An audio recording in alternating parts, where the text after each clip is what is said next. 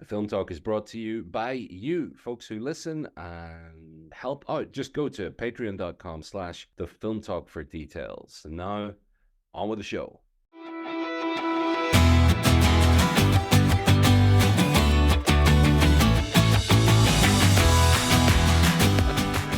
Hey there, folks. Oh, I'm so glad we're back for this show, Gareth. We're going to talk about a couple of fascinating films, The Bikeriders, and we're going to talk about a fascinating film, The Bikeriders, and also Inside Out 2. But first, I know we're going to agree to disagree. I love The Bikeriders. I have to tell you, it answers that immortal film question that people have been asking since the Evident film. What if Carlito's Way, but Al Pacino rode a big hog? Love that motion picture. But before we get into The Bikeriders and Inside Out 2, we need to just briefly touch upon the passing of a film giant, figuratively and literally, Gareth. Donald Sutherland has left us. He has indeed left us, but before we even do that, we need to briefly introduce ourselves. And yes, I'm Jett. Yes. Thank you for listening, folks. This is the Film Talk. I'm one of your genial co-hosts, Jett Lau. I'm Gareth Higgins, who happens to think that Inside Out 2 is fascinating, almost, perhaps even more so than The Bikeriders. But we'll get into that later. Okay. As Jett is wont to say, it's one big conversation about the craft and meaning of movies. And Donald Sutherland played a big part in that craft and meaning over the years. He was working almost up to the last minute and always a memorable presence. Do you want Jett to tell us what your recommended Donald Sutherland film would be? Yes, of course. Now, this man had a lot of credits. I imagine right before he passed, he's probably doing the video game voice for, Hunger Games Last Strike or something. We loved him in Kelly's Heroes. For the younger audience who's listening to us, Gareth, they may not know what a large presence he played in the films of the 70s. He was in amazing films like Nicholas Roeg's Don't Look Now, Kelly's Heroes, MASH, of course, with Elliot Gould. And the one that I saw on the socials, because, I'm trying to be with it with the kids. I'm there on the threads. You can find me at Jett_Low. Also, I don't know what happened to Plurk. Do you remember Plurk? That was a literal social media network, PLURK. The scrolling was horizontal. That was Plurk's big innovation. I'm not making that up. But the one movie that people keep talking about, and that's for obvious reasons because it's so memeable, and you know what I'm going to say here, Gareth. It's very memeable, is Philip Kaufman's great 78 shocker, the second version of Invasion of the Body Snatchers. Don't want a red-eyed Donald Sutherland to point at you and squeal. Well, it's a horrifying moment. But the thing is, yes, Invasion of the Body Snatchers is a very, very good film that deals with the deep alienation that the malaise and strangeness that America found itself at the end of the 70s as the Vietnam War ended and we had Nixon and the issues with Carter. And in the center of that, the locus is San Francisco, which played, of course, such a huge part in American culture. We think about the AIDS crisis that's coming. So the film almost in an unconscious way, kind of in a Jungian way, didn't Jung's intuit? He saw the blood red tide coming. He could sense at some deep level what was going to happen with the coming catastrophes. It feels like Kaufman's Invasion of the Body Snatchers anticipates the AIDS crisis. But here's the thing. I'm going to pick Invasion of the Body Snatchers, even though everybody else did, online. And the reason I'm going to pick this picture, he's the star of the movie. It's the reason that shocking ending moment that people keep retreading or whatever you want to call it, the reason that works so well, wouldn't have worked as well if someone of his generation, let's say who was born a couple years later, like Sutherland was born in 1935. Imagine like James Caan. James Caan could have done it. It wouldn't quite have worked as well. And that's because we feel it, because Sutherland had something of the saint about him in motion pictures. He seemed above it all, but yet in some way a benevolent presence, which I think is why he was cast so effectively in those Hunger Games pictures, which are not, let's face it, high art, but he has such an incredible presence that makes him almost otherworldly, but yet we deeply care, and we almost hope he cares for us. So when he is turned, spoilers, sorry folks, at the end of Kaufman's invasion of the Body Snatchers. It has a huge impact in a way that, again, that it wouldn't have if there was another actor, of his generation. He was the generation of actors born same year. People like Peter Boyle, John Cazale. This is his generation, and Sutherland is one of the greats. He'll be missed. Go see Invasion of the Body Snatchers. He will indeed. Or Ad Astra, actually, which is a film I think I like more than its own director likes it. James Gray recently has revealed that he didn't have final cut on that film and it was taken away from him. But I actually think it is a wonderful, deeply thoughtful, beautiful film. And Donald Sutherland's role in it is to assure the kind of military-industrial space complex that Brad Pitt's character is in good hands, but also provide a connection for the audience between one old guy and another old guy who represent two sides of a coin. Donald Sutherland's character, as you said, benign. That's an interesting word to apply to him. I'm not sure I align with benign there, because one of my earliest experiences of noticing Donald Sutherland was in Bertolucci's 1900, in which he plays one of the most purely cruel characters I've ever seen on screen. But in Ad Astra, at least, someone you feel reassured by and connected to, who kind of provides like an iconic portal, like a stained glass window, on the other side of which is Tommy Lee Jones, who is not a benign presence that you can identify with and connect to.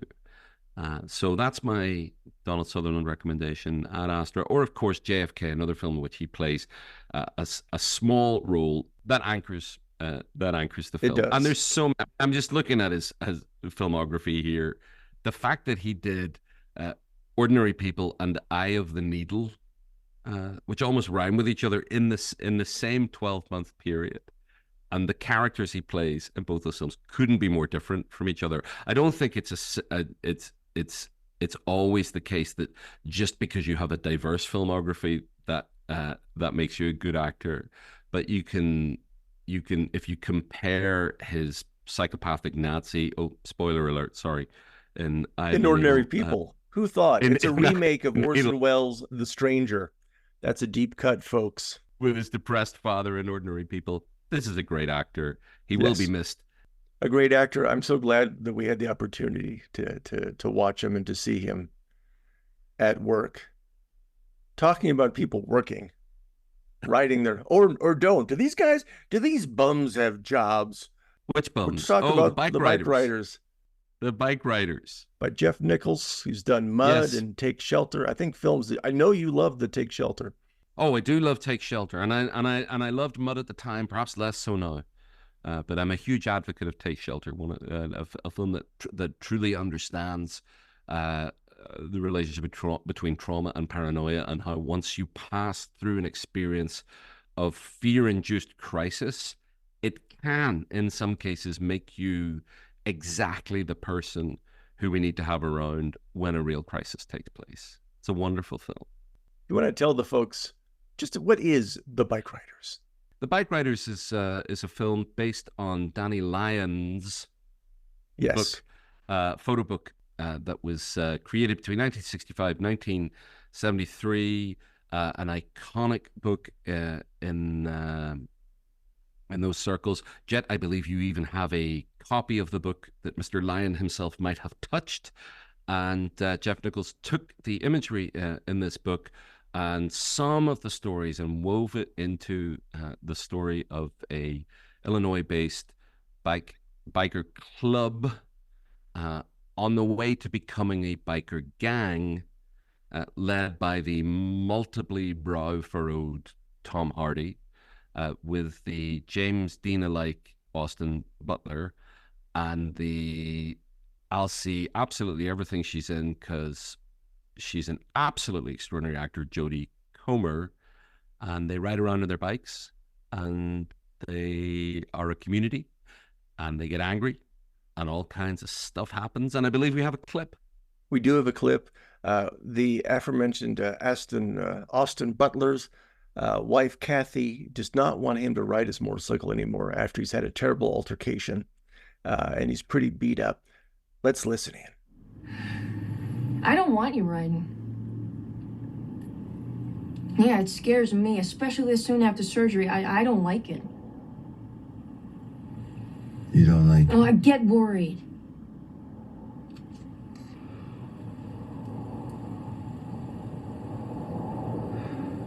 I should just go. I'm just gonna leave. What? No, it's better. You'd be better off. Stop it. Not having to take care of me, worry about me. No. When I heal up, I leave. And that was The Bikeriders, which is a very accomplished film. I want to acknowledge something, Jett. I saw it twice. Yes. And the first time, I fell asleep. Wow. For about 10 minutes. Professional film critic, ladies and gentlemen. Man gets paid. He gets paid to do this. I don't know that I get paid, but I do the accounts. It had nothing to do with the film. I wasn't feeling too well. I fell asleep, and when the film was over, I turned to Brian, who was watching it with me, and I said, the thing it felt like it was missing was a context for where this club came from and why people would have joined it in the first place. And Brian's a kind person, so didn't challenge me on that. And then when I went to see it again a couple of days later, I realized that literally the 10 minutes that I was asleep is exactly completely the answer to my question of where this came from, why people would join in the first place.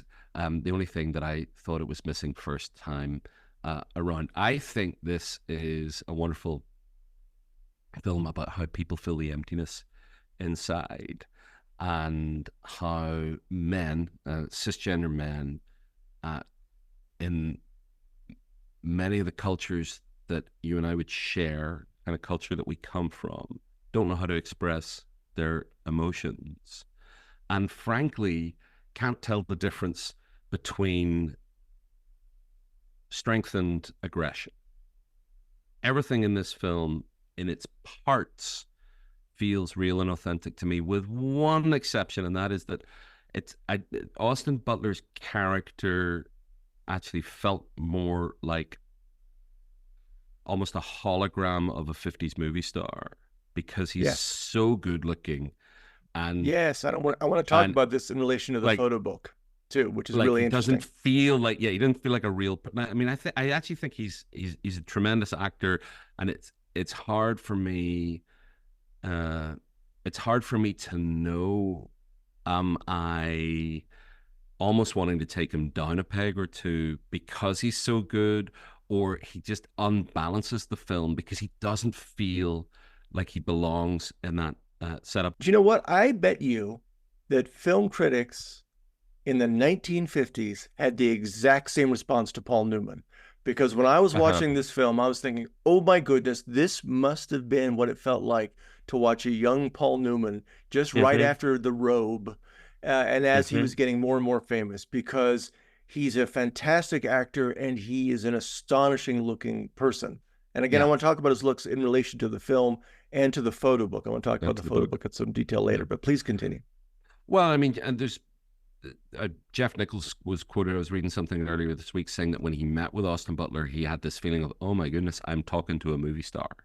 And so that's there, and it's not a bad thing, but it kind of, it's, to a degree, it kind of took me out of the movie, except when he's crying at the end, which authenticates his character as someone who, I never quite understood why Kathy was so into him. I never quite understood why I didn't quite believe this notion that, he keeps being asked, Tom Hardy keeps asking him to be his successor, and he keeps saying no, and there's not a lot of fleshing out about why he's saying no. The truth is, the guy just can't cope with his emotions. He can't cope with being a person, and that's why they're all in the club. Yes. To start with. Exactly. The supreme achievement in this film, I think, is Tom Hardy's performance. which Ooh, is that's a hot take. which yeah, and it's going to be easy to take him down a peg or two because he's Tom Hardy, and everybody wants to take him down They because do? they've I heard love Tom stories. Hardy. Well, they've heard stories about maybe he was difficult on the set of Fury Road, and that's not a reason to critique somebody's performance. In addition to his multiply furrowed brow, and it really is the most furrowed brow in the movies. There's a vulnerability to this character. There's a portrayal of someone getting in too deep and realizing that he is out of his depth that I'm not sure I've seen before. I'm not sure at one level, the film it reminds me most of in terms of its story is The Godfather, because Vito Corleone, as you know well, and as listeners will know well, in the first Godfather is trying to prevent the family get involved in drugs. He won't let the family be involved in that. And events overtake him. This is also what's happening to Tom Hardy's character. And the difference is the guy is like, when he's ruthless, he's half-heartedly ruthless. When they burn down a bar, you can see that it's dawning on him that the police and the fire brigade are scared of him and his people. And on the inside, he's not sure that he likes that. So it's a portrayal of an archetype I haven't really, it hasn't become a cliche. The idea of someone realizing that they're out of their depth. And he does something that's very hard to do, both in film and I think in real life, and that is how to manifest strength and kindness at the same time. And he's one of the reasons that I came away from my second viewing of this film thinking, yeah, there's something very special happening in here. And that's before we haven't even begun to talk about the themes that are usually present in Jeff Nichols' work, which is about how violence begets itself, and how not being able to find healthy ways to express yourself will come out sideways. I'm eager to hear what you have to say about the Bikeriders. Ooh, there's a lot there to digest, which is why I like doing this show, Gareth. In terms of you and I, which one is the Austin Butler and which one is the Tom Hardy? Here's the thing. I think we have equal measures of both. Sure, we contain multitudes. It's interesting you mentioned that Jeff Nichols talking about, I just met or interact with a movie star, because watching this film, Tom Hardy gives a really interesting performance. I don't know what he's doing. I kept watching the whole time. I'm not really engaged that much while I was watching Tom Hardy because his accent, he does get mocked for his different accents. And I'm watching going, what is he doing? I mean, it's working, but what is he doing? And then when we cut to Austin Butler, they have scenes together. You go, oh, Austin Butler's a movie star. This guy is made for giant billboards. He's going to help out Humphrey Bogart in a remake of The African Queen or something, right? I agree absolutely everything you said about what Tom Hardy was doing. And actually, I found it really interesting because the impetus for the start of the motorcycle club before it becomes a gang, it's called the Vandals in the film. In real life, it was called the Outlaws, and we'll talk about the photo book in a minute. His impetus is watching Marlon Brando in The Wild One. And which is really interesting, right? Because Marlon Brando is the actor that Tom Hardy probably is mostly compared to. He looks like Brando.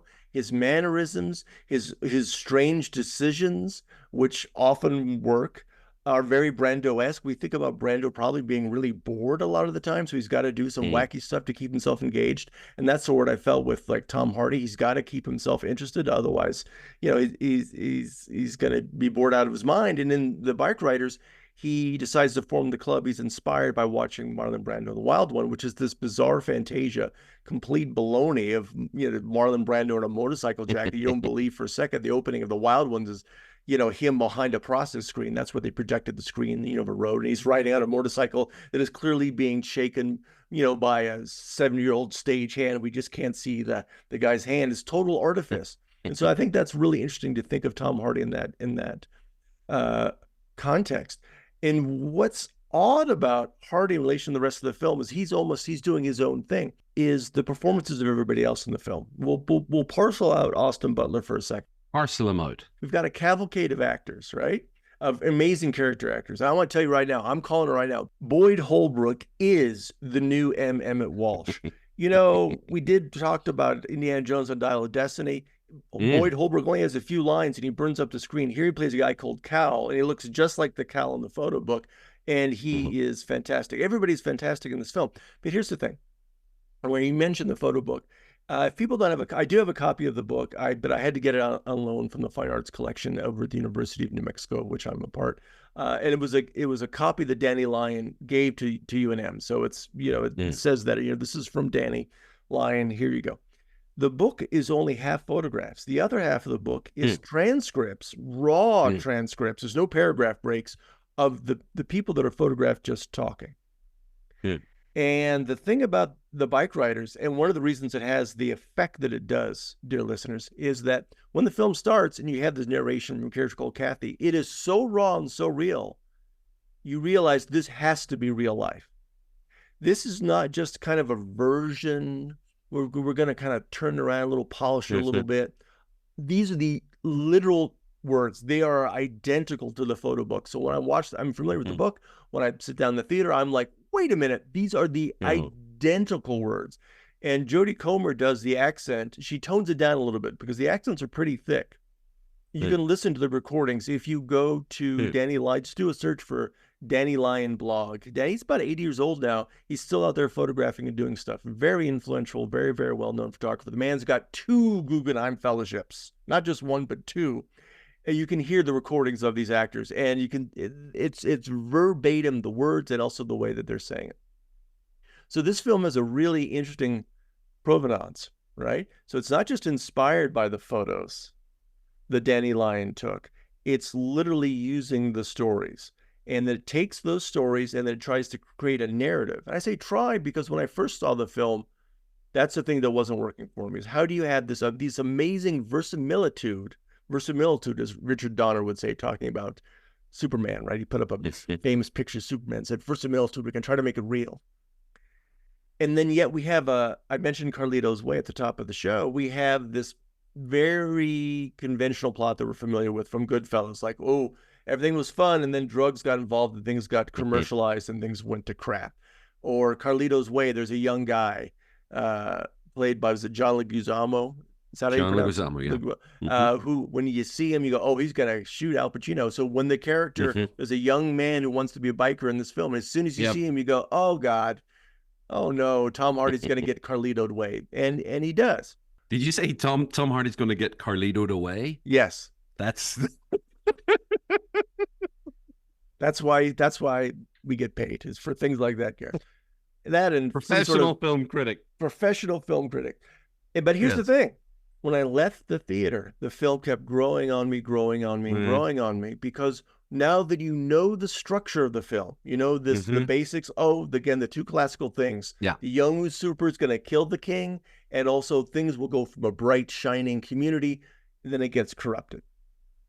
Once you know that's there, you can just focus on the performances. And the performances are astonishing. And again, there's soliloquy after soliloquy in the film, which is taken, they don't change a word. So when you've got, who's the star of Take Shelter? Zod. Michael Shannon. Michael Shannon. I want to talk about this scene. So is that, verbatim. So he has the scene where he talks about going to the draft board and being told he's not allowed to serve in the military. So that is verbatim from real life. All those soliloquies are verbatim from the book. So that, having fallen asleep for those 10 minutes, and again, it had nothing to do with the film. Frankly, it had to do with not feeling physically all that well these days. His scene, stay with us, where he describes, I hope so, where he describes his lack of belonging in what I guess they would have called straight society. Yeah. In the squares, in normie society. Squares. His lack of belonging and his experience of rejection caused him not only to cry, but that he feels able to tell his friends, this is when I cried. Was when I was rejected by quote unquote mainstream society. That actually was enough for me on that first viewing, despite having fallen asleep, to say, okay, I see why these guys joined this, because no one else would take them. No one else would take them. And it makes absolute sense that people end up getting mixed up with behavior that causes pain to other people, and frankly is a sort of a form of self-harming pain as well, when you know there's nowhere else for you to go in society. There don't need to be a whole lot more. I mean, in fact, there doesn't need to be anything more than what Michael Shannon's character says in that scene, as an explanation and a justification for why people would fall into let's just call it a messy community, a community in which I'm sure, most members of that kind of community will say, well, there's things I don't like about it, but it's better than nothing, or it's what I have. I can't speak for bike riders, but I think there is a sense of community there. I mean, obviously that's the theme of the film. I also want to talk about the ending of the film because it's so much like a Western. So here's the thing. So when I went to go see this picture, I had the Danny Lyon book in my mind going, okay, what are they going to do with this? And again, it's a really interesting thing to do. And the other experience is, I talked about this before on the show. I live up here in the mountains, right? I live 7,000 feet up in the mountains in between Albuquerque and Santa Fe. And the one place I like myself a beer, the one place that I could go to was a biker bar called Molly's, which has been around for decades. And when I say biker bar, I don't mean, oh, maybe there's some Sunday guys riding their Harleys. I mean, this is a real biker bar where you go in there are guys standing around on the periphery making sure there's no problems. They're standing there, people are wearing their colors. It's a real biker bar. Cool. So I got to know, and I drank with them a lot of times. And I didn't get to the point of Danny Lyon where he actually joined the club, but the refrain to me always was, Jett, why don't you ride? Why don't you come with us, and why don't you ride? And these guys, a lot of them were ex-military, mostly Army. And they were older guys. They were like in their 50s and 60s, and they've been around for a long time. And they were tough and they were grizzled. And this bar, was there an undercurrent of violence? Not to the extent that we see the biker bar in the first part of the film. It's in between the biker bar we see in the beginning of the movie and the sort of towards the end. But my point here is that it was a real place, and there was a sense of community. Yes, there was a sense that this was a place. And again, you would have the guys watching to make sure nothing bad happened. There were things that happened. So it was a really interesting space. And you know what? The owner passed away. She just died, and it's gone now. Just closed down a couple months ago. But you know what we have instead here? You know what they just opened up? A Starbucks. And to me, that's sort of like the end of Goodfellas. It's like, well, okay, so that's gone. Where do those people go now? What's happening?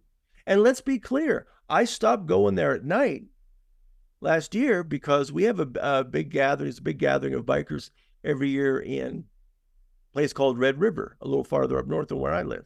And last year there was a running gunfight that left a couple of people dead between the Banditos and the Mongols. Right. So this is just right out of the bike. It's still going on, folks. This is right out of that movie.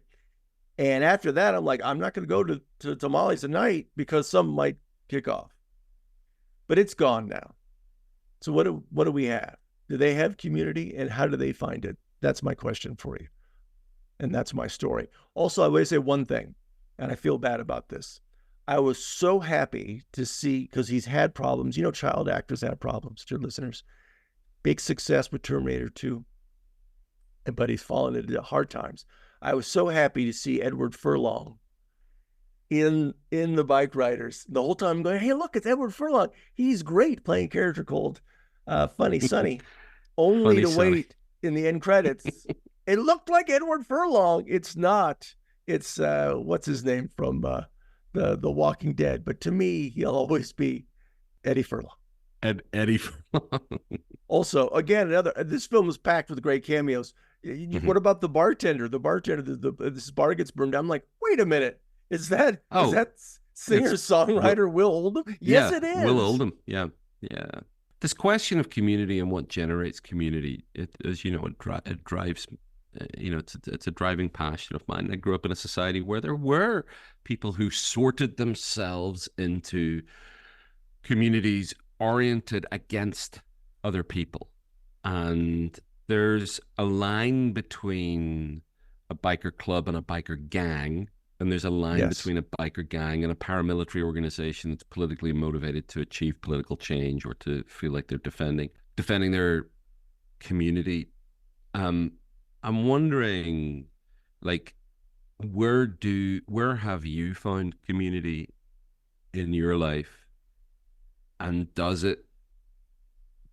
where have you found community in your life that has gone to the extent of meeting your needs for community rather than just a bunch of people hanging out together?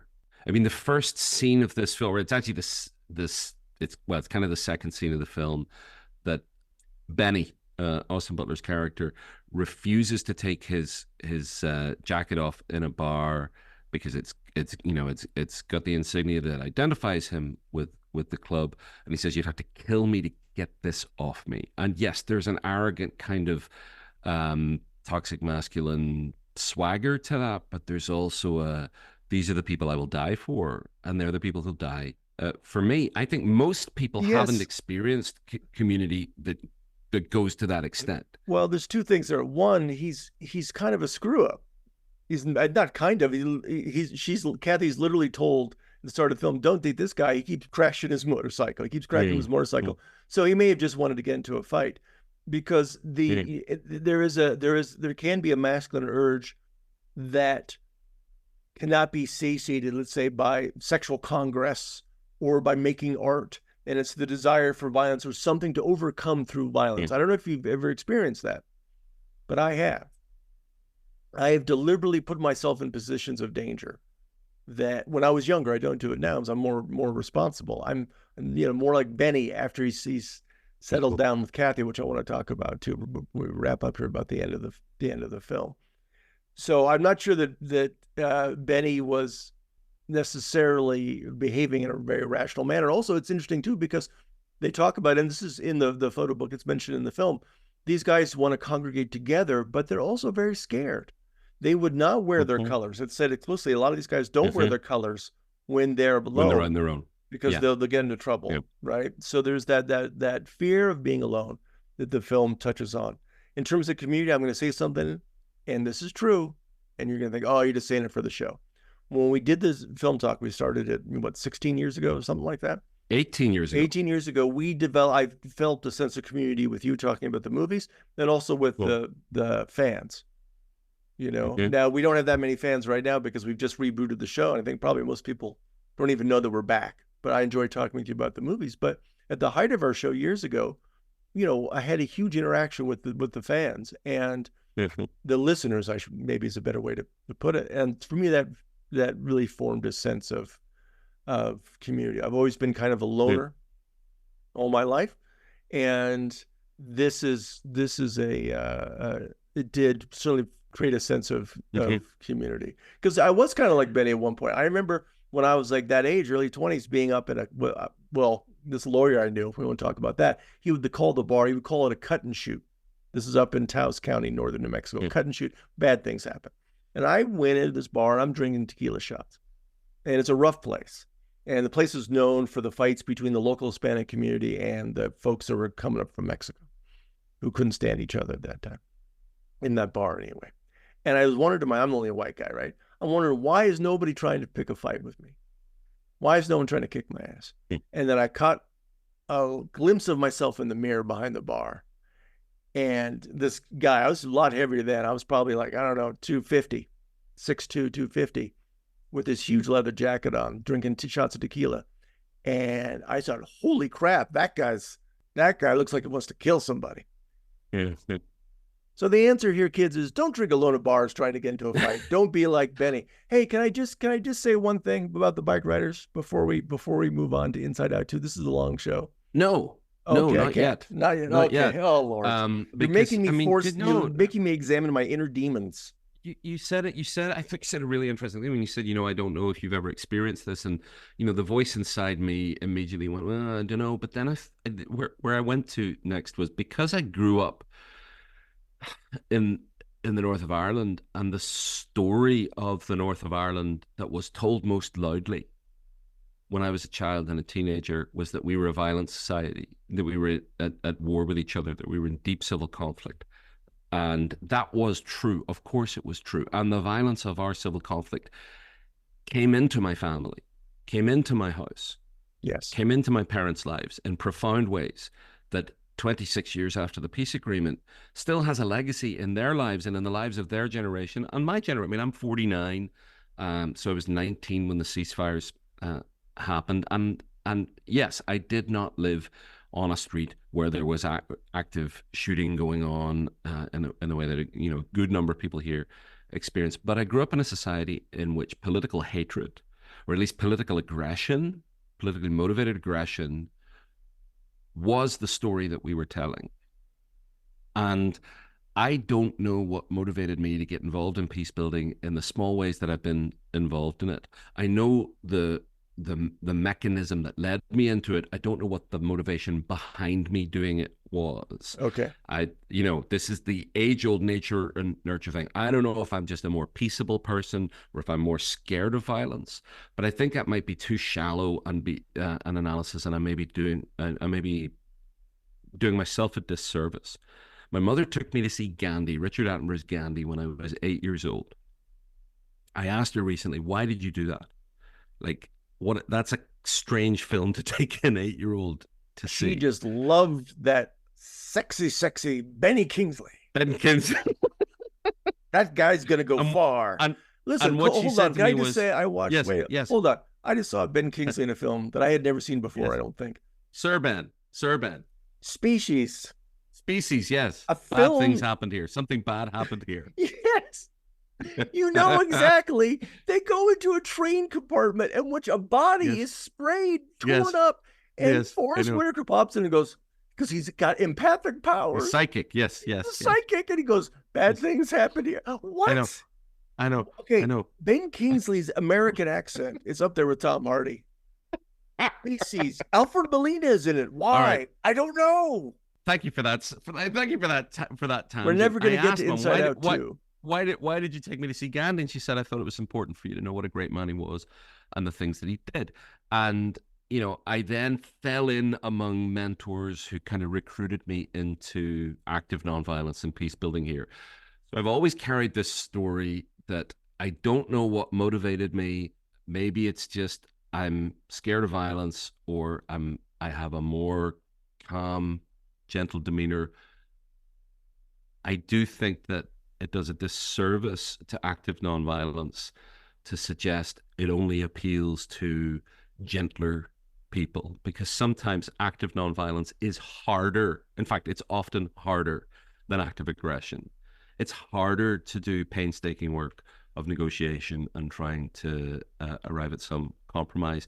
And it is harder to engage with a person like the character Michael Shannon plays, and to say, yeah, you may perceive me as a representative of normie society, and I'm sorry that it has mistreated you, and I still find you difficult to be around. Is there some way we can find a path together to live manageably in society? So I think I learned. It's such an interesting film because I can't immediately think of another film that's been based on a photo book where a narrative has been or a plot has been grafted onto it on top of that, and it kind of has this weird documentary element to it. I think I learned something about a subculture within society. I learned something about the way certain kinds of masculinity shows up in the world, and it left me grateful for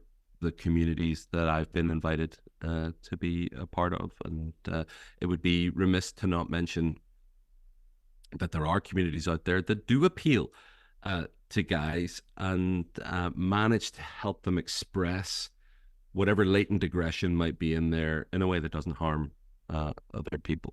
Perhaps this show is one of them. Let's not. It was going so well.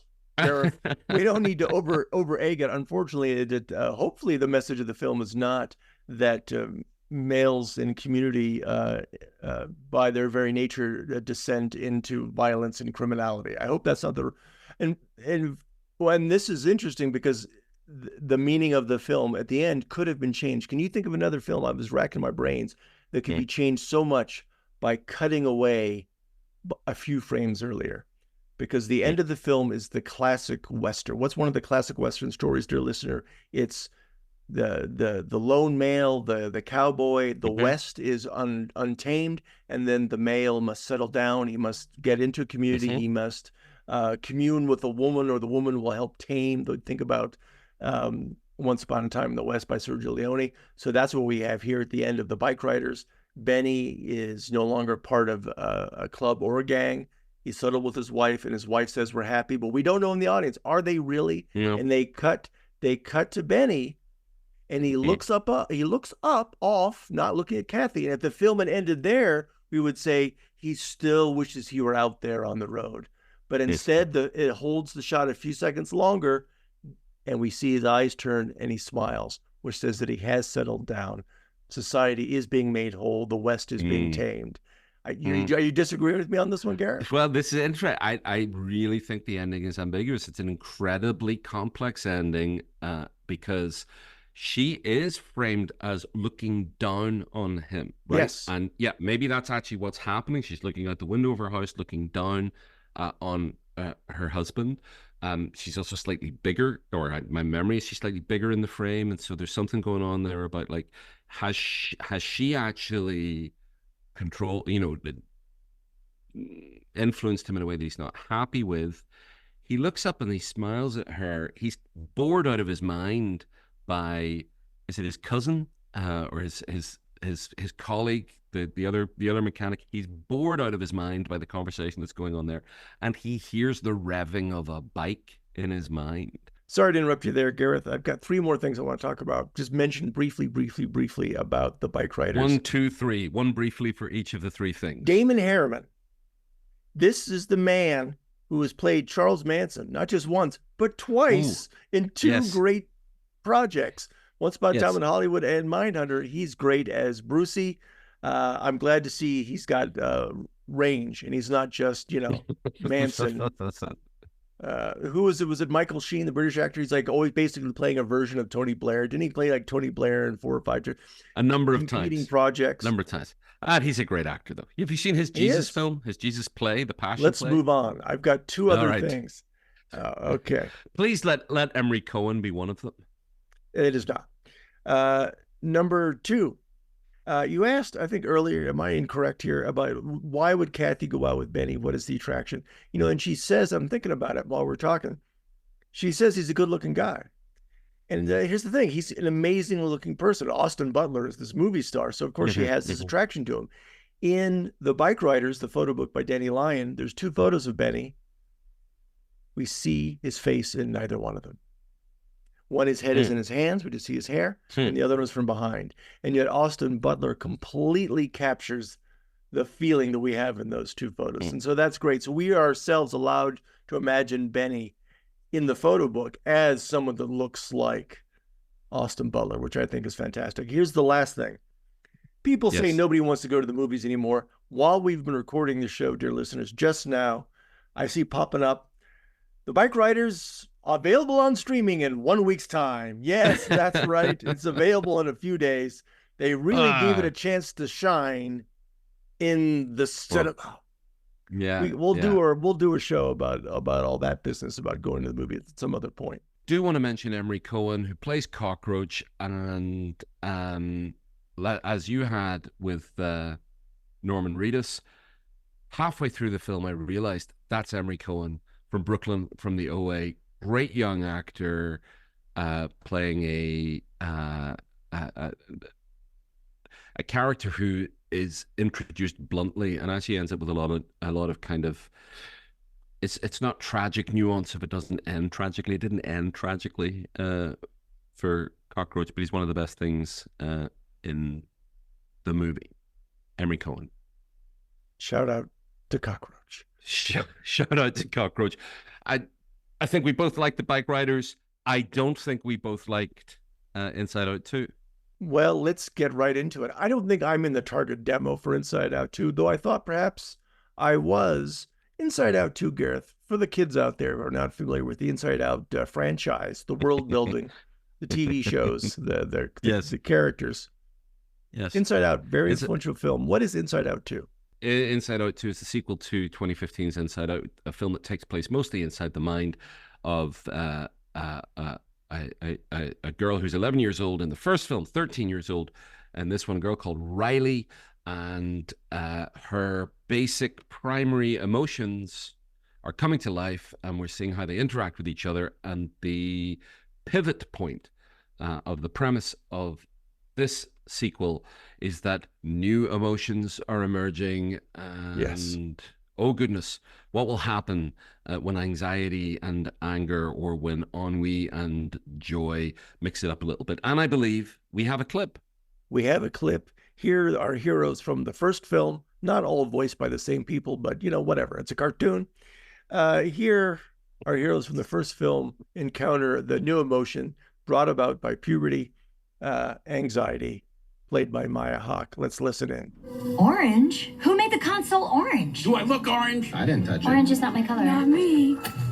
Hello, everybody. Oh my gosh, I am just such a huge fan of yours, and now here I am meeting you face to face. Okay, how can I help? I can take notes, get coffee, manage your calendar, walk your dog, carry your things, watch you sleep. Wow, you have a lot of energy. Maybe you could just stay in one place? Anything. Just call my name and I'm here for you. Okay, love that. And what was your name again? Oh, I'm sorry, I can get ahead of myself. I'm anxiety. I'm one of Riley's new emotions, and we are just super jazzed to be here. Where can I put my stuff? What do you mean, we? And that is Inside Out 2. Jett, do you want to go first? Well, sure. You listen, I joked her at the top there of this little segment. I'm not the target demo, but in some way I thought maybe I was, because listen, I've got, I'm a dad, apparently. I don't know how that. And you have emotions. How did they? Well, it depends. I'm still drinking those shots in that bar, that cut and shoot in Taos. So I've got I've got a boy and a girl, right? They're 12 and 11. So they're right in the wheelhouse here for Inside Out 2, in the sense that they're pubing out. You know what I'm saying? They're pubing out. So, oh God, I got to deal with this on a daily basis. So I went to Inside Out 2 hoping for some pro tips. Give me some tips on how to deal with the kids that are going through all this. And because, I mean, to be fair to Inside Out, the Inside Out franchise, Inside Out, the first one, I think, was lauded justifiably at the time when it came out for opening up, creating a space for conversation, right, with parents and their kids about how to deal with emotions. And I'm sure it was used as a teaching tool, if not in schools and, in various facilities that had to deal with children that are grappling with an onslaught of emotions, and perhaps don't have necessarily the maturity to deal with them very well. So that's my mind going. So I was hoping for some pubing out tips, and I'm not sure that I got them. It's very accurate. It's hysterically accurate in many ways. And people have already talked about this, even when it comes to adults. Riley goes off to a hockey camp for a few days, and there is a scene where the dad goes, "Hey," to the mom. It's Kyle MacLachlan talking to the wonderful Diane Lane. Kyle MacLachlan is wonderful as well. And he says, "Hey, the kids are going to be gone for 3 days." And he goes, "Oh yeah, we can finally clean up the garage." So accurate. And the expression in his face, it's a very accurate film. But here's the thing, as a motion picture, listen, if you want to see Inside Out 2, go see Inside Out 2. It's fine. Oh, it is. It's fine. What emotion is driving you today, Jett? Here's the thing about Inside Out 2. Tell me. It's magnificent. Ooh, wow. It's magnificent. I remember 9 years ago you seeing Inside Out, the first iteration, and you calling me or texting me and saying something like, "It's the greatest thing Pixar has ever done, and it advances the form," and it, as you've already said, it creates not just the space and the provocation, but the substance, or some of the substance of the conversation that very, very few popular stories ever do. And that's to get to grips with what the terrain of the inner life really is. And having seen Inside Out 2 twice now, I'm not surprised that you're not as impressed by the second one. And that it isn't being kind of, the reviews are sort of so for a film. We've seen it. We've seen it. We've got some new emotions. No, we haven't. We haven't seen it. No, we haven't seen it. We haven't seen it. We have not seen it. First of all, I appreciate the fact that you were looking for pointers on how to be a good dad. Sure. And the I film fail might, every day. Every day I might try. help you with Every that. day I try. We all fail every day. day. We all fail every day. The question is, are you trying? Are you trying? And are you Yes. opening to a greater degree of consciousness? The film, I think it's a mistake to see this as being a film for children or about children. This unless Sure. we're all children. This is a film about complex emotional terrain, and the reason it's not, it looks not that different from the first one. I mean, visually, it looks the same. Very similar visual schema, and so it's actually kind of easy to see it as being they could have made it at the same time if the first film was a much longer film than it had been and had included this part of her story in it. I'm not sure there would have been much different about it, but I think it is. I'm trying to look for the word. I don't know that churlish is the word. I've never been sure what churlish means, but I hear the word churlish used in this context. I think it's churlish to be heavily critical of this film, simply because Pixar has created a minimum standard that is so good that it has to far exceed that standard in order to impress people anymore. When did they go sell to Disney? Because I would say Pixar, when they got bought up by Disney, that's it, right? They were an independent studio. When you take somebody's money, that's it. It doesn't matter what you say in a press release. Once they were bought up by Disney, at the end of the day, sure, of course, there's going to be inertia for projects that are in the pipeline, but the culture of the company is going to change. Think about the Ford Motor Company. But I mean, Disney makes sophisticated films too. Have you seen Brave? But what I'm saying, but it's not going to be the same. It's not going to have that spirit. What you're talking about, that was something that there was a beating heart to Pixar that made those films special. Do you remember when every new Pixar release was special, and people would talk about it? Now I don't even keep track of them. This feels like a Disney TV movie version. This could have been on television. It didn't need to be in the theater, and it's fine. It's a good film. We agree to disagree. It's fine. We agree to disagree. We agree to disagree. You know who'd agree with you? Sophisticated and wise people. Yes, like Kalen, if that was his name. His name may have been Shaylin or possibly Dalen, who was sitting behind me for the screening of Inside Out 2. He loved the heck out of it. He did? All right. Well, I loved it too. And let me tell you what film it reminded me of the most and why I'm excited at the prospect of an Inside Out 3 and an Inside Out 4 and an Inside Out 5 and an Inside Out 6. Was it Woody Allen's? Everything you always wanted to know about sex was afraid to ask. Because there is a parallel. I'm interested to know, but it did not remind me of any Woody Allen film. But what's the parallel? Folks, in everything you want to know about sex but afraid to ask, it's a anthology film, Woody Allen comedy. There's an asterisk in the title there somewhere. And there is a scene that takes place inside the brain and body of a man. But this being Woody Allen versus Pixar, instead of dealing with emotions, it's while he's trying to have sex. So we have the control room. And in fact, the whole control room conception of Inside Out, I would imagine, taken from the Woody Allen film. It's just that Inside Out 2 doesn't have Burt Reynolds or Tony Randall in it. Okay. But no, that was not the film it reminded me of. Was it the Bikeriders? No. Do you think, are you having fun by guessing, or do you want me to just tell you? Please put us all out of our misery.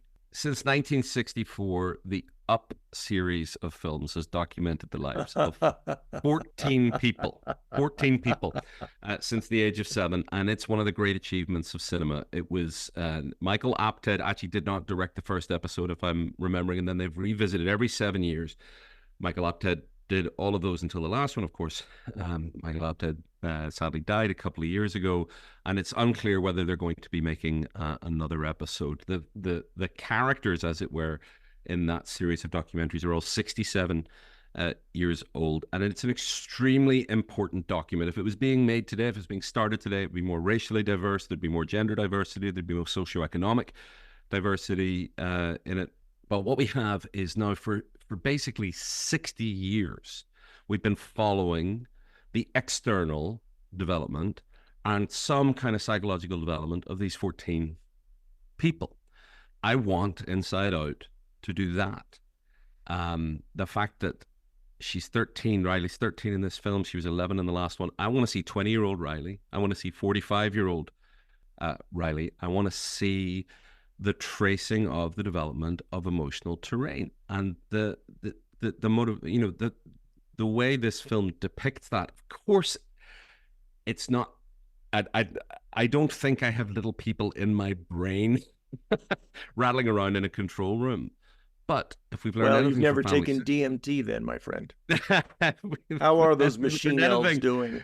One of the things that family systems theory has taught us is that there are parts to the self, or to the psyche, or maybe even to the soul, and that the integrated psyche is the one in which we consciously can choose to bring those parts online and have them in dialogue with each other. I've never seen this represented in fiction as well as it is in Inside Out 2. I know we don't have a whole lot of time because the Bikeriders is the main film in the episode. I just want to say a few, just name, I think, five examples of what I think are moments of creative. Dear listener, if only you could see the warm, loving, joy-imbued facial expressions of Jett as he falls asleep. I'm so sorry. While I talk about this film, let me. I was. It's fine. The film's good. Let me do it quickly. Go see it. Let me 5 reasons. 5 reasons. I'm going to give 5 examples of moments of what I would call creative genius. Wow. In this film, even one for a film is all you need. But sure, 5. It's like Kubrick's 6 non-submersible units. The idea of Joy literally trying to erase memories she doesn't like, and seeing that unbalances the psyche of, I guess you could call Riley her charge. That's one. The second is anxiety taking her hand off a lever in order to release Riley from a panic attack. That moment touched me deeply as someone who is not a stranger to panic attacks. The third, embarrassment helping another emotion do something they couldn't do by themselves. That's how it works. Embarrassment can protect us at times. Another one, no spoilers, one emotion respecting another emotion enough to tell her that neither of them has permission to control Riley. I could imagine people watching this film, people who are struggling with things like depression or trauma or low self-esteem, and really feeling seen by it. And finally, a moral universe. And you could say this is cliche, you could say it's cheesy, but it's actually quite different from the way most hero's journey type films conclude, which is the hero gets the boon, and the boon might be, a love affair. It might be literally a crown. It might be some victory over some externalized enemy. The fascinating thing about let's call it, now that there is an Inside Out universe, is there is no anthropomorphized antagonist. Another way of putting that is there's no bad guy. The struggle is within. And the moral universe of the Inside Out films prioritizes being kind over being successful. And it's not just an idea that I'm validating here. I think the film embodies this beautifully. And I think you should see it again, Jett. No, I'm good. But, I think it could be I'm right. I got it. No, what you're saying, look, everything you said was right. Everything you said is right. You mean everything like you've just said is correct? Yes, but we have to talk about all the ideas. What's done in the film is correct, but I have to take into account the fact that it's a movie, and as a movie, it's just fine.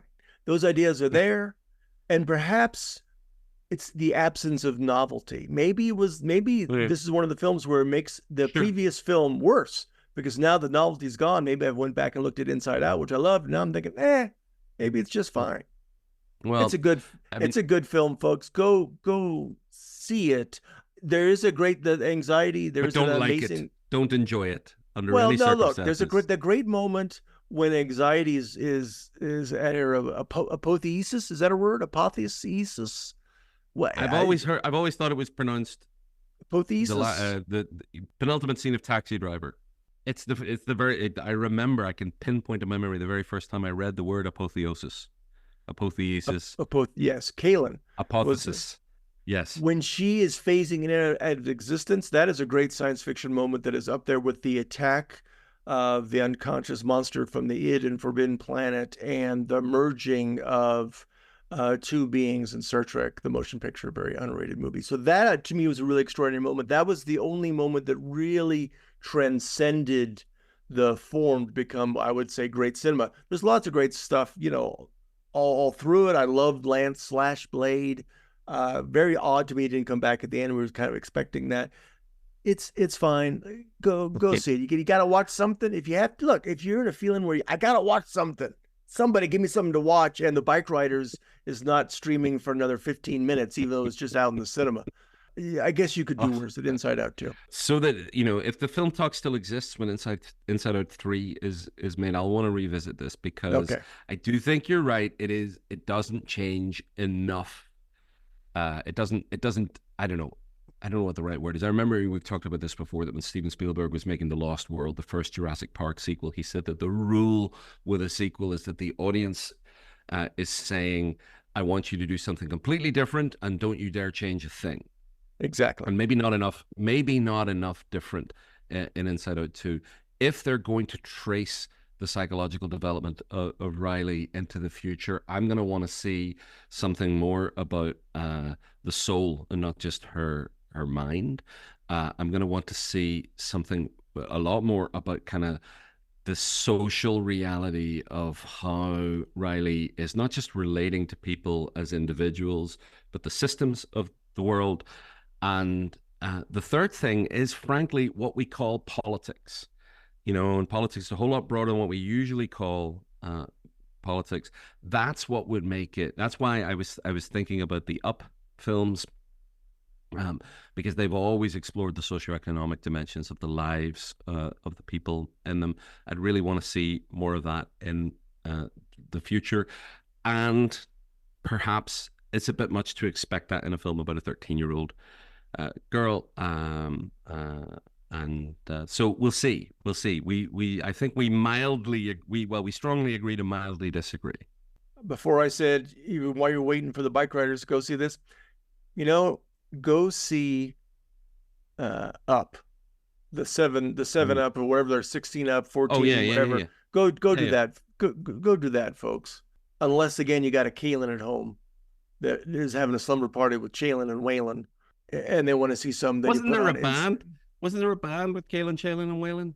Yes, there was. There's the Traveling Doonesburies. I'm not sure what happened to them. Folks, this has been the Film Talk. If you want to support us, don't forget it. It has most definitely been. It's been a long show. This is one for the ages. You can, if for God's sakes, if you have any interest in my opinions on film, you can go to Jett_Low. That's JTT_Low, LOE, on Threads. We're on the Patreon. Gareth, where do people, if they want to get the bonus episodes, where do they go? Patreon.com/the Film Talk, and Apple Podcasts also gives you the opportunity to subscribe. We're grateful to you if you can support the show, and we're grateful to you if you can't. We'd really like to hear from you as well. It can be a bit lonely in the Film Talk control room. There's only two emotions here. What are those? Anxiety and fear? Where's the love of cinema? What if you had a film critic Inside Out, and like one of the characters was like Richard Reed? No, Richard Reed's the shoe bomber. Rex Reed, and Richard Roper. One of the guys is like Rich is like Rex Reed. Then you got Ebert, and you got, oh no, why is everything's going wrong? Oh my God, it's Pauline Kael. There you go. That's what I want. Yes, you can go to patreon.com/the Film Talk. You can also go to, we're on the Facebook. Just type in the Film Talk on Facebook. I've loved having this conversation. Probably since we've been talking, the show's going long. The Bikeriders is probably streaming right now. I'm going to go watch the Bikeriders again. Folks, I love doing the show with Gareth. We have a good time. Hopefully we learn something. I know I have at least tried. I've been Jett Low. That's all you can ask for. I've been Gareth Higgins. We'll keep talking next time.